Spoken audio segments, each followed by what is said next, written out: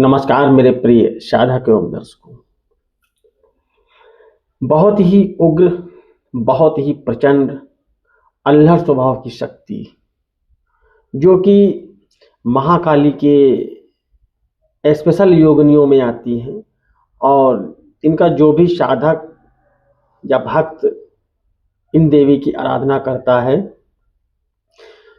वह कोई भी कार्य हो तंत्र से संबंधित चुटकियों में करता है।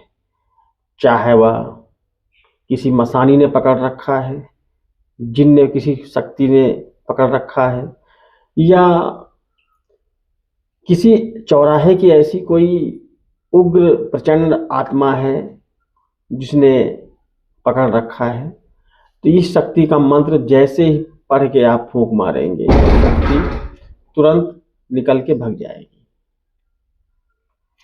और इस शक्ति के विषय में जैसा कि जानते हैं, तामसिक स्तर की शक्ति है। कटुम्बरी शक्ति बहुत ही कठोर, जिसके अंदर अपने साधक के सिवा किसी के प्रति दया भाव नहीं होता है। सिर्फ यह अपने साधक की बात को सुनती है। बाकी सामने वाला व्यक्ति कितना बड़ा ही पुजारी क्यों न हो, किसी भी शक्ति का उपासक क्यों न हो, यह शक्ति उसे तत्काल नष्ट कर देती है, तबाह कर देती है। किसी भी प्रकार के बंधन को मानती ही नहीं। तो आज आपके सामने हम रखने जा रहे हैं ऐसी शक्ति जो कि नाम से ही कठोर है, कटुम्बरी। तो आज ये शक्ति के विषय में हम जानेंगे। ये शक्ति शमशान में निवास करने वाली शक्ति है। इसका स्वभाव बहुत ही उग्र, तामसिक, भयावह है। जब इसकी आप साधना करते हैं, साधना में पहले दिन से ही साधना, ये 3 दिवसीय साधना है, 3 दिन में सिद्ध हो जाती है और प्रत्यक्षीकरण की साधना है। तो इस साधना को जब आप करते हैं तो पहले दिन से ही आपके कानों में आवाजें आने लगती हैं। निर्जन स्थान पे की जाती है। इतना शोर होता है कि जैसे कि सैकड़ों लोग आपस में शोर मचा रहे हों, झगड़ा कर रहे हों, ऐसा अनुभव होता है। उसमें आपको भयभीत नहीं होना होता है। तीसरे दिन आपकी साधना पूर्ण हो जाती है। जब साधना पूर्ण हो जाती है तो उसमें आप इससे कार्य ले सकते हैं। एक यंत्र आपके सामने रखने जा रहे हैं। इस यंत्र को आप जो है लाल स्याही से भोजपत्र के ऊपर बनाएंगे और बना करके साधना के समय अपने सम्मुख रखेंगे। सरसों के तेल का चिराग जलाएंगे। दक्षिण मुख हो करके बैठ करके इस साधना को करना है। साधना में आप वस्त्र काले प्रयोग करेंगे, ब्लैक। अपने सिर पे भी काला रुमाल या काला कपड़ा बांधेंगे, रखेंगे। सुरक्षा कवच आपके पास होना चाहिए, क्योंकि अगर आप भयभीत होते हैं तो ऐसी स्थिति में सुरक्षा कवच ही आपकी मदद करेगा।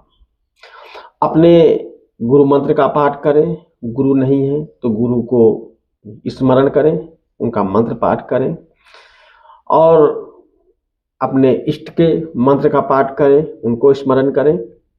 इसके बाद बैठ करके इस साधना को करना है। मात्र 11 माला करना है। 11 माला करना है। 11 पहले दिन, 11 दूसरे दिन और 11 तीसरे दिन। यह साधना अमावस्या की रात में की जाएगी। अगर आप 3 दिन नहीं कर सकते हैं तो 1 दिन भी कर सकते हैं।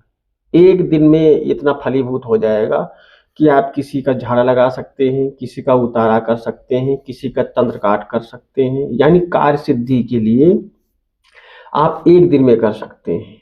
और अगर आप 3 दिन कर लेते हैं तो ये प्रत्यक्षीकरण की साधना है। तो इसको आप अपने हिसाब से कर सकते हैं। दिनों की संख्या घटा सकते हैं, बढ़ा सकते हैं। 1 दिन में कार्य सिद्धि के लिए, 3 दिन में स्पष्टीकरण के लिए। और जब आप इससे सवाल जवाब लेते हैं तो यह शक्ति जो है आपको स्पष्ट बताती है। अब बात आती है कि कुछ साधक कहते हैं कि मैंने कई साधनाएं की, रिजल्ट नहीं आया।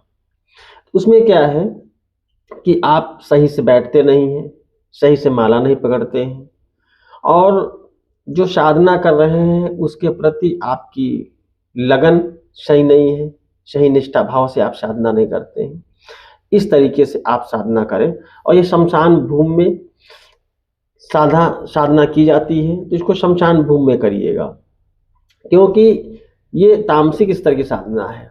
भोग प्रसाद के लिए आप जो है मदिरा का भोग रखेंगे, मीठा रखेंगे, लाल पुष्प रखेंगे, इत्र रखेंगे, और श्रृंगार का सामान रखेंगे। जो देवी है उनके श्रृंगार का सामान रखेंगे, जो कि एक बनी बनाई किट मार्केट से मिलती है, जिन्हें 16 श्रृंगार के नाम से प्रचलित है। पूजा सामग्री की जो दुकानें हैं वहां से आप प्राप्त कर सकते हैं। और तामसिक के लिए बकरे का या मुर्गे का आप थोड़ा मांस रखेंगे एक प्याले में, एक प्याले में शराब रखेंगे, बैठ के साधना करेंगे। 3 दिन लगातार ये साधना की जाएगी। 11 माला का मंत्र जैसा कि हमने बताया है, 11 माला का ही जाप करना है, दक्षिण मुखी होकर के साधना ये पूर्ण हो जाएगी। और रही बात मंत्र की, तो मंत्र आप लोग नोट करिए, आपकी टीवी स्क्रीन पे, मोबाइल स्क्रीन पे आपकी ये रहा। ओम ह्रीम क्लीम कंकाल कपाटिनी कटुम्बरी आडम्बरी हकार बकार धा धा। ओम ह्रीम क्लीम कंकाल कपाटिनी कटुम्बरी हंकारी हकार बकार धा धा। इस मंत्र को आप पाठ करेंगे, और मंत्र जब आप पाठ कर रहे हो तो आप आंखें बंद करके पूर्ण एकाग्रता से पाठ करेंगे। और जो यंत्र हमने आपको दिया है, इस यंत्र को आप जो है भोजपत्र पे लाल स्याही से बना के अपने सामने रखेंगे, जहाँ चिराग जलाया है वहाँ। तो इस स्थिति को आप बहुत ही सोच समझ के करिएगा, क्योंकि ये बहुत ही गंभीर स्थिति का मामला होता है कि आप शमशान भूमि में बैठे हैं। अगर आप डर जाते हैं, आपका मानसिक संतुलन बिखर जाता है। तो इसलिए जो भी साधना करें अपने गुरु के निर्देश पे करें, उनके संरक्षण में करें। तो इस विधि से साधना करिए। अगर कोई बगैर सोचे समझे साधना करता है, उसको किसी प्रकार का हानि होती है, लाभ होता है, इसमें आप स्वयं जिम्मेदार होंगे, या आप अपने गुरु की मार्गदर्शन में करें, उनकी जानकारी में करें, उनका आशीर्वाद लेकर के साधना करें। ज़्यादातर साधनाएं जो भी करें गुरु के मार्गदर्शन में करें। ये हमारा बहुत ही व्यक्तिगत अनुभव रहा है कि आप स्वयं से जब साधना करते हैं तो रिजल्ट आपके मन मुताबिक नहीं मिलता है, क्योंकि हर स्टूडेंट एकलव्य नहीं हो सकता है। तो उसको गुरु की आवश्यकता होती है। जो भी साधना करें गुरु के मार्गदर्शन में करें। तो मिलेंगे नई जानकारी के साथ, तब तक आप सभी को मंगल कामनाएं। नमस्कार।